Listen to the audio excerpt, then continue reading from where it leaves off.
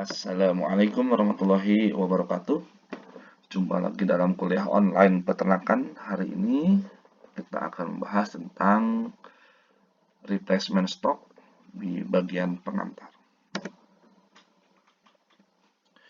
Dalam bagian pengantar ini saya akan menyampaikan sedikit pembahasan atau beberapa teori tentang dinamika populasi, struktur populasi, dan beberapa hal yang lainnya yang nanti pada akhirnya diharapkan para mahasiswa paham bahwa pentingnya mempertimbangkan dan memperhitungkan struktur populasi atau kehidupan berpopulasi yang ada dalam sebuah peternakan. Dalam dunia peternakan terjadinya pertumbuhan populasi yang berlebihan sangat diharapkan daripada terjadinya deklinasi. Akan tetapi tetap harus memperhitungkan kemampuan carrying capacity-nya. Para mahasiswa, jadi di dalam istilah peternakan kita sudah mengenal di pembahasan-pembahasan sebelumnya yang disebut dengan carrying capacity atau daya tampung atau daya dukung sebuah lahan yang akan bisa menghidupi satuan ternak. Dalam ilmu peternakan atau dalam peternakan, populasi yang berlebih ini sangat diharapkan memang, tetapi khususnya dalam teori biologi secara umum, apalagi dikaitkan dengan populasi manusia, terjadinya pertumbuhan yang berlebih justru tidak diinginkan. Meningkatkan pertumbuhan populasi pada ternak sangat sulit diupayakan. Kenapa? Karena disebabkan oleh kapasitas yang menurun. Yang tadi disampaikan, daya dukung. Daya dukung itu terkait dengan lahan, terkait dengan pakan, terkait juga dengan rumput, ya. Nah, ini misalnya terbatasnya ruang hidup ternak terdesak oleh kenapa? Oleh kepentingan manusia seperti properti dan industri. Sehingga kebutuhan penyediaan pakan akan berkurang. Jadi, setiap ada sebuah hal pasti ada konsekuensinya. Nah, dalam kondisi seperti ini, maka dikhawatirkan ketika pemeliharaan satuan ternak itu bersaing dengan kebutuhan manusia atau terdesak oleh kepentingan manusia. Sehingga apa yang terjadi? Yang terjadi adalah daya dukung akan semakin berkurang sehingga para pelaku peternak tidak bisa menyediakan bahan pakan untuk ternak. Sehingga apa yang terjadi? Populasi akan menurun. Kemudian penurunan populasi pada ternak juga seringkali sulit dicegah, terutama disebabkan oleh berkurangnya ukuran populasi. Hal ini juga menyangkut dengan sifat manusia atau keinginan manusia yang biasanya mempunyai hawa nafsu yang besar tanpa mempertimbangkan efek-efek di kemudian hari. Yaitu contohnya apa? Contohnya yaitu pengurasan ternak untuk dipotong atau dijual tanpa memperhatikan ternak pergantinya itu sudah siap apa belum gitu. Contoh yang sudah pernah saya sampaikan, contohnya ketika Idul Adha. Ketika Idul Adha, seringkali para peternak karena melihat pasar atau pangsa pasar yang begitu besar, sehingga yang dilakukan adalah dia menjual seluruh ternaknya yang ada, walaupun ternak ini sumber genetiknya atau genetiknya sangat bagus. Sehingga sebetulnya akan bisa menjadi tabungan untuk bisa melahirkan ternak-ternak yang baik atau pedet-pedet yang baik di kemudian hari.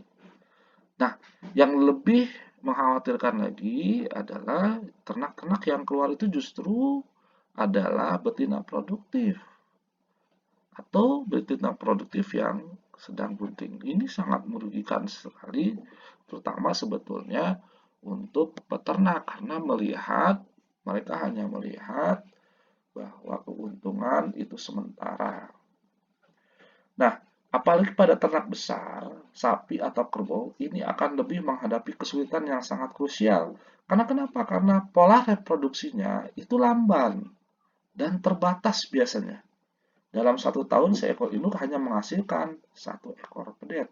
Berbeda mungkin dengan kambing atau domba yang bisa 2 dan waktunya pun tidak lama, waktu buntingnya, kemudian atau ternak yang lain misalnya babi.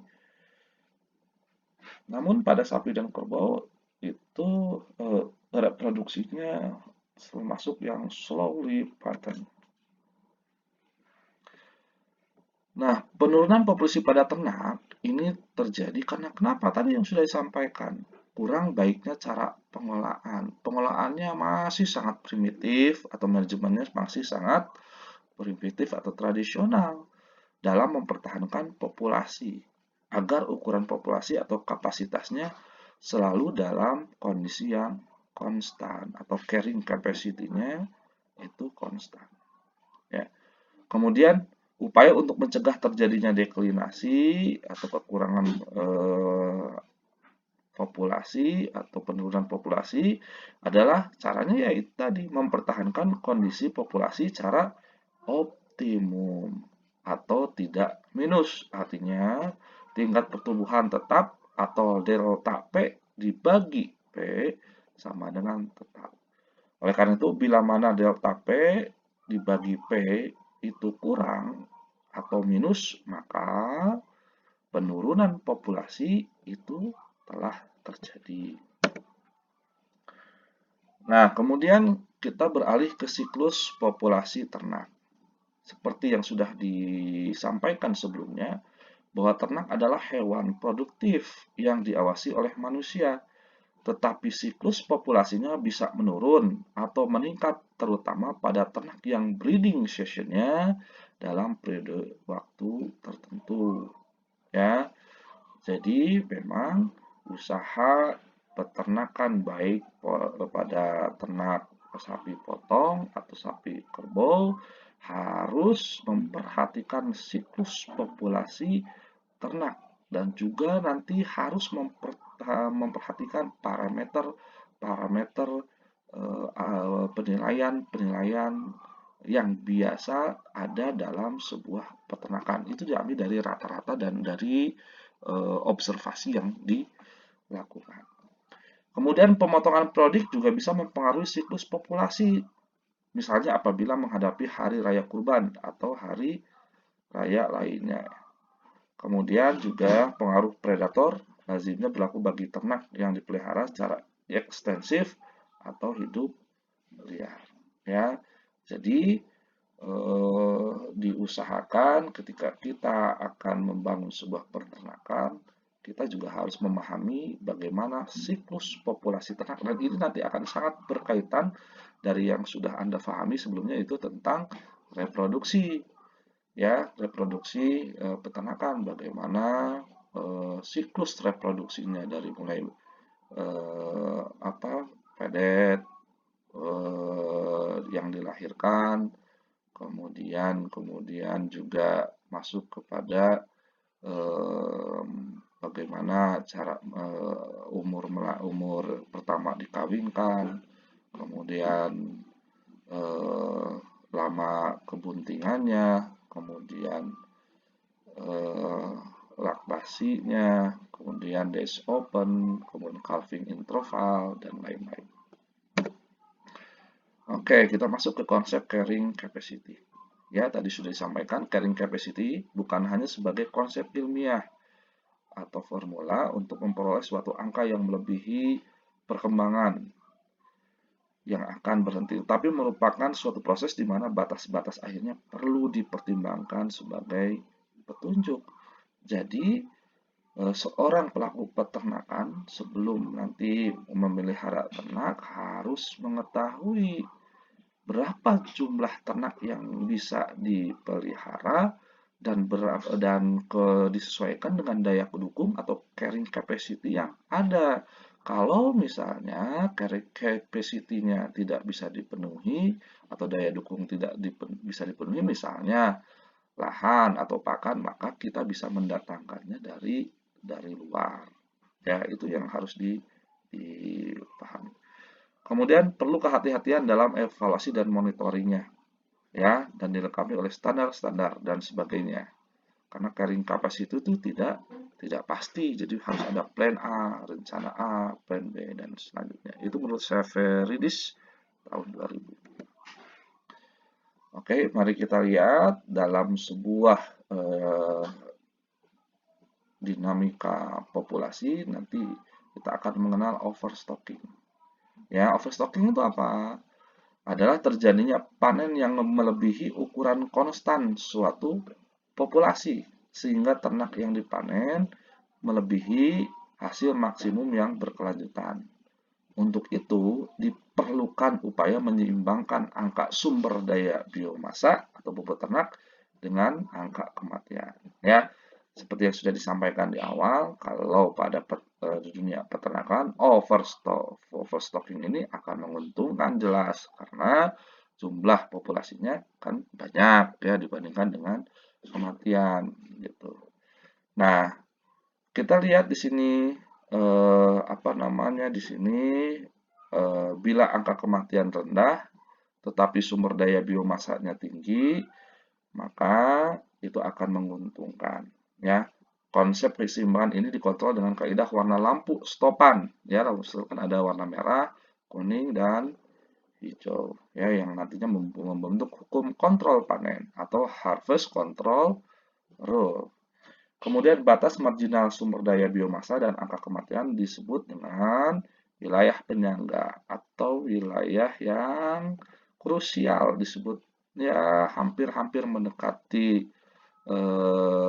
overstocking ya, overstocking gitu ya, overstocking atau juga mendekati safe, mendekati aman. Kemudian bila angka kematian tinggi atau sumber daya biomasa rendah melebihi wilayah penyangga, maka bahaya overstocking akan terjadi. Ya, overstocking itu eh, apa ya? Bukan hanya saja tingkat populasinya yang semakin banyak, justru bisa jadi kebalikannya atau overstocking itu tidak sesuai dengan harapan kita, ya. Coba kita lihat di sini contohnya. Di sini adalah kematian ya, kematian sebuah populasi. Kemudian di atas adalah kenaikan biomasa sebuah peternak. Ini diambil dari panen ikan. Coba lihat kalau misalnya titiknya di sebelah sini misalnya. Nah, titik ini ya kita ambil nih. Nah, di sini nih. Ini di sini menunjukkan bahwa kematian tinggi ya, kematiannya tinggi di sini. Sementara kemampuan atau biomasa dari ternak ini ya kumpulan ternak ini segini, hanya segini nih, sedikit ya tingkatan. Maka ketemu sebuah titik di sini. Nah, coba ini ya disebut dengan stock over cattle ya, over ternak gitu ya di sini. Ini berwarna merah, artinya di sini perlu kewaspadaan karena kita sudah overstocking karena kematian lebih tinggi daripada biomasanya. Ya, coba apalagi kalau misalnya kematiannya lebih tinggi, maka kemudian ternyata biomasanya juga masih rendah di sebelah sini, maka di sini kita sebut juga di sini masih dalam keadaan overstocking. Yang bagus itu yang mana? Sebetulnya yang di sini nih. Ya. Kemudian yang bagus itu apa? Di sini misalnya titik di sini nih, titiknya di sini tinggi biomasanya, pertumbuhan populasinya, kemudian tingkat kematiannya rendah begitu. Nah, kalau yang warna kuning ini kita juga harus mulai berhati-hati ya, berhati-hati. Begitu seterusnya. Nah, ini penjelasannya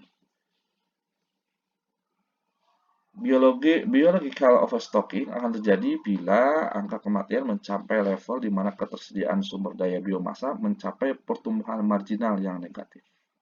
Ya, pertumbuhan biomasanya melambat, diindikasikan dengan wilayah merah pada gambar. Bila hal ini terjadi, maka populasi akan menurun. Apa nih contohnya kalau dalam sapi potong? Ya, kita punya satuan ternak, kemudian ternyata dalam kondisi eh, pertumbuhan, misalnya kebutuhan, misalnya kebutuhan pakannya adalah sekian persen, tapi kita tidak bisa memberikan lingkungan yang sesuai dengan harapannya, maka dimungkinkan eh, biomasanya akan menurun, ya.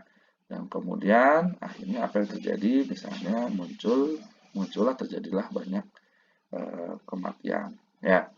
Kemudian economic atau bioeconomic overstocking merupakan keadaan pertumbuhan marginal negatif dari celah sumbernya. Bila hal ini terjadi, maka dalam waktu panjang keuntungan akan semakin menurun. Ini adalah berhubungan dengan biological overstocking.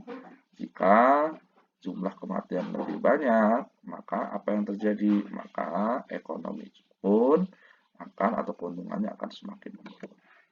Oke, kita masuk ke replacement. Oke,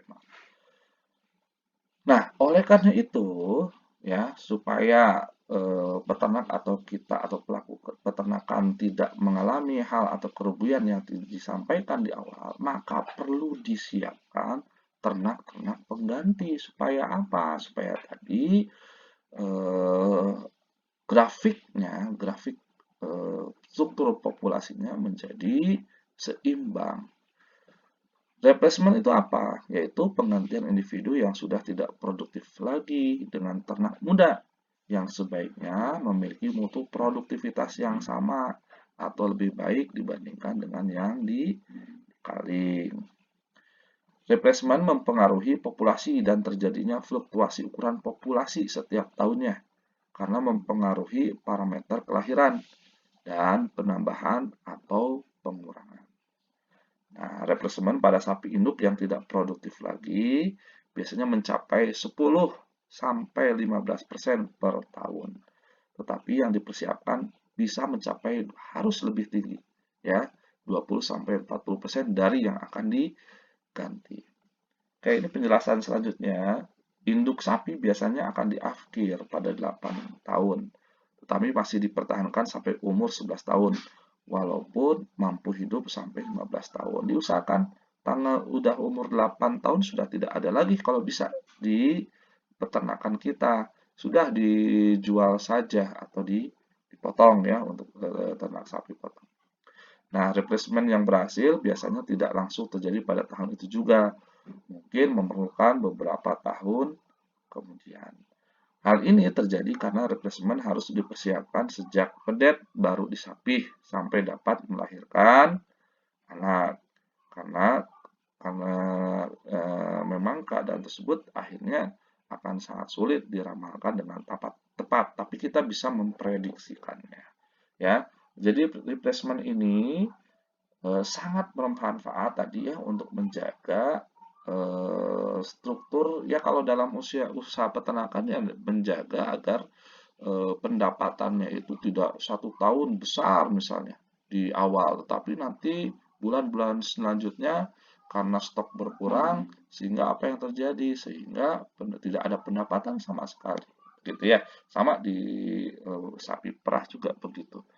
Jadi replacement stock ini sangat bermanfaat ya untuk apa? Untuk menjaga jumlah satuan populasi sehingga tetap konstan. Nah, induk sapi biasanya diakhir pada umur 8 tahun, tetapi masih bisa dipertahankan sampai 11 tahun. Oke, ini yang tadi ya. Oke, Oke, itu saja pengantarnya. Nanti di replacement yang kedua, replacement stock yang kedua, kita akan bahas lebih rinci tentang bagaimana cara perhitungannya. Terima kasih. Sekian. Assalamualaikum warahmatullahi wabarakatuh.